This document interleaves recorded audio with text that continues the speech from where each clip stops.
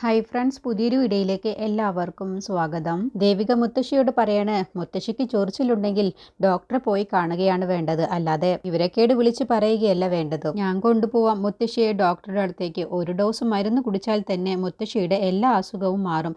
അപ്പോൾ മുത്തശ്ശി പറയണേ, വേണ്ട, നിന്റെ ഒരു സഹായവും വേണ്ട, ഞാൻ അനുഭവിച്ചോ എന്നും പറഞ്ഞ് ദേവിക പോകുന്ന സമയത്ത് മുത്തശ്ശി, നിൽക്കടി അവിടെ, നീ കൂടോത്രം ചെയ്യാറില്ലേ? അപ്പോൾ ദേവിക, ഞാൻ ചെയ്യാറുണ്ട്. മുത്തശ്ശിക്ക് മാത്രമല്ല കൂടോത്രം ചെയ്തിട്ടുള്ളത്, ഞാൻ അമ്മക്കെതിരെയും കൂടോത്രം ചെയ്തിട്ടുണ്ട്. അത് കേട്ടപ്പോൾ മുത്തശ്ശിയും പാർവതി അങ്ങ് ഞെട്ടിപ്പോവാണ്. എന്നിട്ട് ദേവിക പറയണ, ഞാൻ ചെയ്തിട്ടുള്ള കൂടോത്രം എങ്ങനെയാണെന്നോ, മുത്തശ്ശി ഇങ്ങനെ ചൊറിഞ്ഞിട്ടാണ് കഷ്ടപ്പെടാൻ പോകുന്നത്. അപ്പോൾ ഇവളോ, അമ്മ കഷ്ടപ്പെടാൻ പോകുന്നത് ഒരു ദിവസം രാവിലെ എണീറ്റ ഉടനെ തന്നെ അമ്മയ്ക്ക് ഒന്നും കാണാൻ കഴിയില്ല. എന്നിട്ട് അവരെ പേടിപ്പെടുത്താൻ വേണ്ടി ദേവിക പറയണ, ആദ്യം അമ്മയുടെ കാഴ്ചശക്തി പോവും, പിന്നെ കേൾവി ശക്തി, പിന്നെ നാവിൻ്റെ ശക്തി, പിന്നെ ഓരോരോ അവയവങ്ങളായി അങ്ങ് തളർന്നോളും. അതാണ് അമ്മയ്ക്ക് അനുഭവിക്കാൻ പോകുന്നത്. അത് കേട്ടപ്പോൾ പാർവതി പേടിച്ചുകൊണ്ട് പറയണേ, നിർത്തടി നിന്റെ അഹങ്കാരം, കേട്ടിട്ട് തന്നെ എനിക്ക് പേടിയാവുന്നു. അപ്പോൾ ദേവിക പറയണേ, ഇങ്ങനെയൊക്കെ ചെയ്യണമെന്ന് എനിക്ക് ആഗ്രഹമുണ്ട്. നിങ്ങളുടെയൊക്കെ സ്വഭാവത്തിനനുസരിച്ച് ഇങ്ങനെയൊക്കെയാണ് ചെയ്യേണ്ടത്. പക്ഷേ എന്ത് ചെയ്യാനാ, എൻ്റെ അമ്മയും എൻ്റെ മുത്തശ്ശിയും ആയി പോയില്ലേ, പിന്നെ ഈ വീടിൻ്റെ മരുമകളുമായി പോയില്ലേ, പിന്നെ എന്ത് ചെയ്യാനാണ്. മതിയടി, നിന്നെ ഒന്നും വിശ്വസിക്കാനും കൊള്ളില്ല. അപ്പോൾ ദേവിക, എന്നെ വിശ്വസിക്കേണ്ട, ആര് പറഞ്ഞു എന്നെ വിശ്വസിക്കണമെന്ന്? നിങ്ങൾക്ക് വിശ്വസ്തനായിട്ട് ഒരാൾ ഇവിടെ ഉണ്ടല്ലോ, ശരത്ത്, അവനെ അങ്ങ് വിശ്വസിച്ചാൽ മതി. പിന്നെ കൂടുതൽ വിളച്ചിലെടുത്താലേ ഞാനതങ്ങ് ചെയ്യും. എന്തെന്നറിയോ, കൂടോത്രം, തലയൊക്കെ അങ്ങ് പൊട്ടിത്തെറിക്കും എന്നും പറഞ്ഞ് പുഞ്ചിരിയോടുകൂടി ദേവിക്ക് പോവാട്ട്. അത് കേട്ടതോടുകൂടി മുത്തശ്ശിക്കും പാർവതിക്കും പേടിയാവാണ്. അതോടുകൂടി മുത്തശ്ശി പറയാണ്, അയ്യോ, എനിക്ക് എന്താണെന്നറിയില്ല, വല്ലാത്തൊരു പരവേശം, കൂടോത്രത്തിൻ്റെ ആണെന്ന് തോന്നുന്നു. നീ പോയി എനിക്ക് കുറച്ച് ചൂടുവെള്ളം എടുത്തുകൊണ്ട് വാ പാർവതി. പാർവതി വെള്ളം എടുക്കാൻ വേണ്ടി പോയ സമയത്ത് ശരത്ത് അവിടേക്ക് വരികയാണ്. എന്നിട്ട്, എന്ത് പറ്റി മുത്തശ്ശി, മുത്തശ്ശിക്ക് സുഖമില്ലേ? അല്ല, എനിക്ക് എന്താണെന്നറിയില്ല, വല്ലാത്തൊരു ചൊറിച്ചിൽ.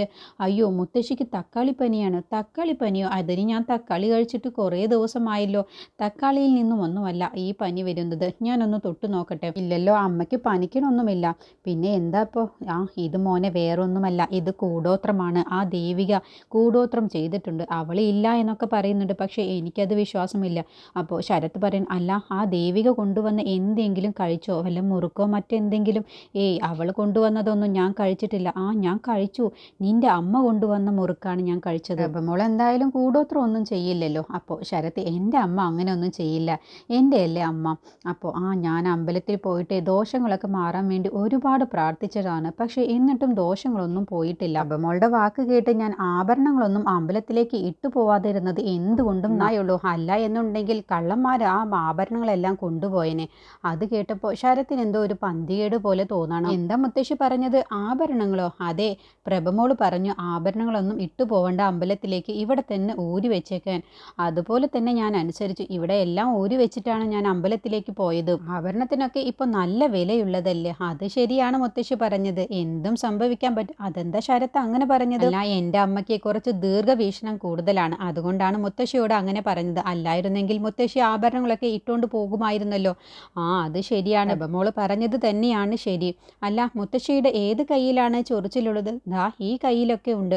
അങ്ങനെ ആഭരണമിട്ട ആ ഭാഗത്ത് ഇങ്ങനെ ശരത്ത് നോക്കേണ്ട. അപ്പോൾ ആഭരണമിട്ട് അത് കണ്ടതോടുകൂടി ശരത്തിന് ചെറുതായിട്ട് മനസ്സിലാവുകയാണ് ഇത് സ്വർണ്ണമല്ല എന്നുള്ള കാര്യം. അപ്പോൾ മുത്തശ്ശി, എനിക്കെല്ലാം മനസ്സിലാകുന്നുണ്ട്.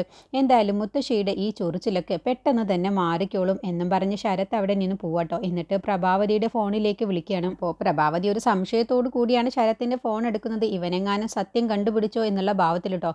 എന്താടാ നീ വിളിച്ചത്? അമ്മ ഇപ്പോൾ എവിടെയാണ്? ഞാൻ എവിടെയായാലും നിനക്കെന്താ? അമ്മ എന്ത് പരിപാടിയാണ് കാണിച്ചത്? അമ്മ ആ മുത്തശ്ശിയുടെ സ്വർണ്ണങ്ങൾ ഊരി വെപ്പിച്ച് അവരെ പേടിപ്പിച്ച് കള്ളന്മാർ കൊണ്ടുപോകും എന്നൊക്കെ പറഞ്ഞ് അമ്മ ആ സ്വർണം എടുത്തുകൊണ്ട് പോയില്ലേ? പകരം മുക്കുപണ്ടവും വെച്ചില്ലേ? അമ്മയുടെ ഈ ഏർപ്പാട് ഇന്നോ ഇന്നലും തുടങ്ങിയതല്ലല്ലോ. അമ്മ ഇങ്ങനെ ഒരു ഉദ്ദേശത്തിലാണ് ഇവിടേക്ക് വന്നത് എന്നുള്ളത് എനിക്കറിയില്ലായിരുന്നു. അങ്ങനെയാണെങ്കിൽ അമ്മയെ ഞാൻ ഇവിടേക്ക് കൊണ്ടുവരില്ലായിരുന്നു. ഇതിപ്പോൾ അമ്മ എന്നെ കൂടി പെടുത്താനാണ് ഇങ്ങനെ ചെയ്തത്. അവർക്കെങ്ങാനും ഇതൊക്കെ മനസ്സിലായി? ഭാഗ്യത്തിന് അവർക്കൊന്നും മനസ്സിലായില്ല, പക്ഷേ എനിക്ക് മനസ്സിലായി. പക്ഷെ അവർക്കെങ്ങാനും ഇത് മനസ്സിലായ എൻ്റെ സ്ഥിതി എന്താവും? അതിന് നിന്നെ പിടിച്ചാലും നീ 4 കാലിലല്ലേ വീഴൂ, അതെനിക്ക് അറിയാം. പക്ഷേ അമ്മേ, ഒരു കാര്യമുണ്ട്, എന്നെ പിടിച്ച് എന്തെങ്കിലും ഒരു സംശയം അവർക്ക് തോന്നിക്കഴിഞ്ഞാൽ പിന്നെ എൻ്റെ സ്വഭാവം അമ്മയ്ക്ക് നന്നായിട്ട് അറിയാവുന്നതല്ലേ. അമ്മ എവിടെ പോയി ഒളിച്ചാലും ഞാൻ അമ്മയെ തേടി പിടിച്ച് ഞാൻ ശിക്ഷിച്ചിരിക്കും എന്നും പറഞ്ഞ് ഫോൺ വെക്കണം. പിന്നീട് പാർവതി പൂജാമുറിയിൽ കയറി പ്രാർത്ഥിക്കുകയാണ്. അത് കണ്ടുകൊണ്ടാണ് ദേവിക വരുന്നത്. എന്തു പറ്റി അമ്മ ഈ നേരത്തെ ഒരു പ്രാർത്ഥന? ഇതൊന്നും പതിവുള്ള കാര്യമല്ലല്ലോ. അതോ ഇന്ന് ചന്ദ്രയുടെ ഓഫീസ് ഉദ്ഘാടനമാണ്. സ്നേഹമാണ്, അവൾക്ക് വേണ്ടി ഞാൻ പ്രാർത്ഥിച്ചതാണ്. അപ്പോൾ ദേവിക പരിഹസിച്ചുകൊണ്ട് പറയും, എന്തൊരു സ്നേഹമാണ്, എവിടെയോ കിടക്കുന്ന ചന്ദ്രയ്ക്ക് വേണ്ടി പ്രാർത്ഥിക്കുന്നു.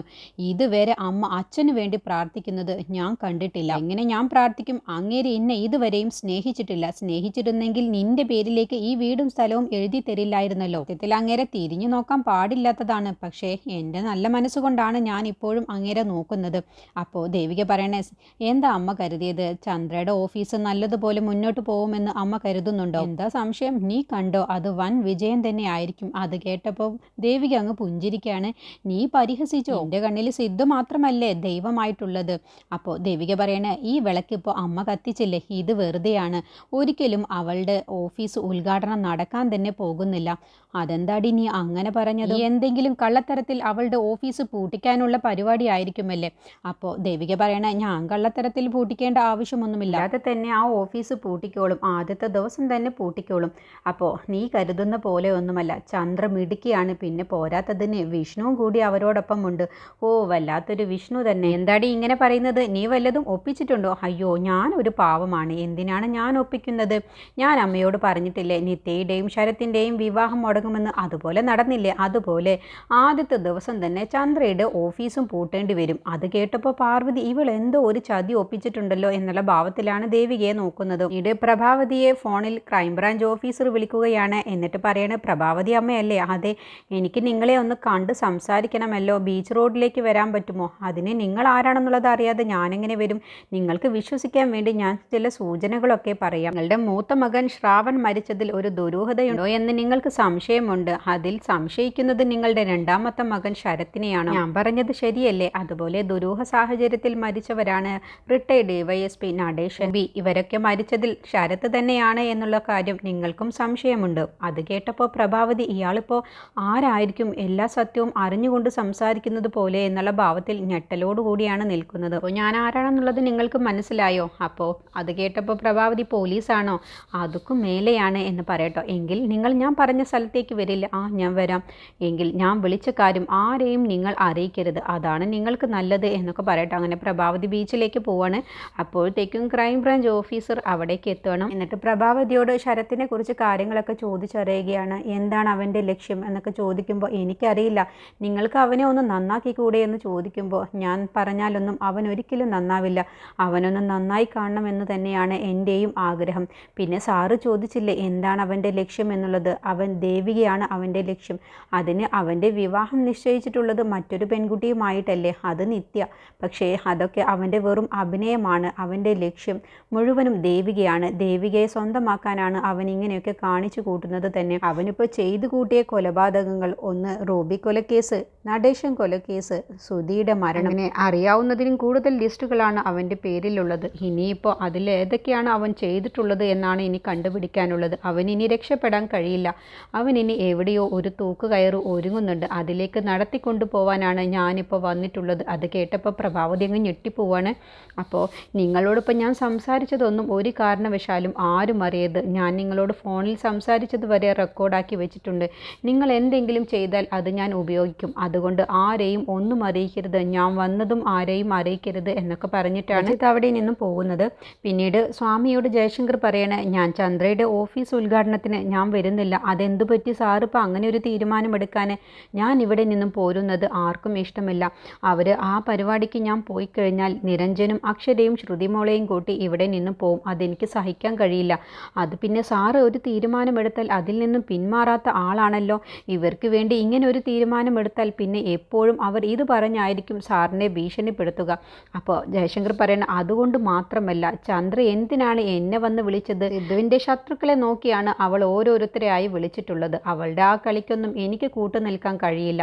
പിന്നെ ഒന്നല്ലെങ്കിൽ ഞാനിപ്പോൾ ഈ വീട്ടിലിരിക്കുന്നത് അത് സിദ്ധുവിൻ്റെ സഹായം കൊണ്ട് തന്നെയല്ലേ? അതുകൊണ്ട് ഞാൻ ആ നന്ദി കേട് കാട്ടുന്നത് ശരിയല്ല. അതുകൊണ്ട് ചന്ദ്രയുടെ ഓഫീസ് ഉദ്ഘാടനത്തിന് ഞാൻ എന്തായാലും പോകുന്നില്ല. അത് കേട്ടപ്പോൾ സ്വാമിയുടെ മുഖം അങ്ങ് വാടിപ്പോകുന്നുണ്ട്. നിരഞ്ജനും അക്ഷരയും ഇന്നതെല്ലാം തന്നെ ജയശങ്കർ സാർ കുറേശ്ശെയായി അനുസരിച്ചു വരുന്നുണ്ടല്ലോ, ഞങ്ങളുടെ പ്ലാനുകളൊക്കെ ചീറ്റിപ്പോകുമല്ലോ എന്നുള്ള ഉദ്ദേശത്തിലാണ് നിൽക്കുന്നത്. ഇനി ഇന്ദ്രജിത്ത് ദേവികയെയും സിദ്ധുവിനെയും കാണാൻ വേണ്ടി പോവുകയാണ്. എന്നിട്ട് ശരത്തിനെ കുറിച്ചുള്ള കാര്യങ്ങളൊക്കെ ചോദിച്ചറിയുകയാണ്. അങ്ങനെ ഇന്ദ്രജിത്ത് ആ രഹസ്യം പറയുകയാണ്. ശരത്ത് എന്തോ ഒരു കെണി കൂടി നിങ്ങൾക്കെതിരെ ഒപ്പിക്കാൻ ഒരുങ്ങുന്നുണ്ട്. അതുകൊണ്ട് നിങ്ങളൊന്ന് കരുതിയിരിക്കണം എന്നൊക്കെ പറഞ്ഞിട്ടാണ് ഇന്ദ്രജിത്ത് പോകുന്നത്. അപ്പോൾ ഇന്ദ്രജിത്ത് വരുന്ന വഴിയിൽ വെച്ച് ശരത്തിനെ കാണുകയും ശരത്തിനെ കണ്ട് സംസാരിക്കുകയൊക്കെ ചെയ്യുന്നുണ്ട്. അതോടുകൂടി ക്രൈംബ്രാഞ്ച് ഓഫീസറാണ് എന്നുള്ള കാര്യം ശരത്തിന് മനസ്സിലാവുകയാണ്. അപ്പോൾ ഓഫീസറുടെ മുന്നിൽ നല്ലവനായി സംസാരിക്കുകയും പേടിയോടുകൂടിയാണ് നിൽക്കുന്നത്. ഇതിനെക്കുറിച്ചുള്ള ബാക്കി റിവ്യൂ അടുത്ത വീഡിയോയിൽ പറയാം.